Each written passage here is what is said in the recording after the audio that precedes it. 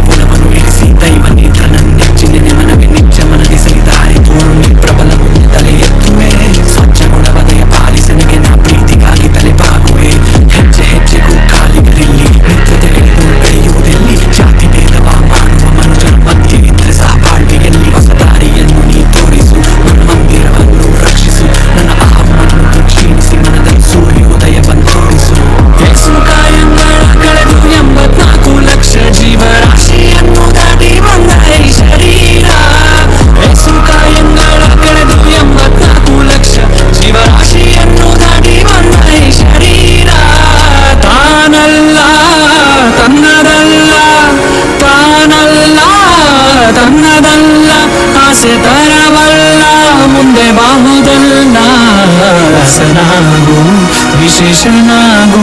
ಗುಂಡಿದ್ದೆ ಯಾರು ಇಲ್ಲ ಅಂದರೆ ಹುಟ್ಟಿತನದ ಬೆಲೆ ಗೊತ್ತು. ನಂಬಿಕೆ ಕಾಯುತ್ತಿದ್ದೆ ಈಗ ಬೆನ್ನು ತುಂಬುವರೆಗೂ. ಜೀವನ ಎಷ್ಟೇ ಪಾಠ ಕಲಿಸಿದರೂ ಕಡಿಮೆಯಾಗದೆ ಹುಡುಕು ನಿಜ ಪ್ರೀತಿ ಎಲ್ಲೂ ಸಿಗೋದಿಲ್ಲ. ನಿನ್ನ ತಂದೆ ತಾಯಿಯ ಹೊರತು ಯಾರೋ ಇಲ್ಲಿ ಬಡವ, ಯಾರೋ ಇಲ್ಲಿ ಶ್ರೀಮಂತ.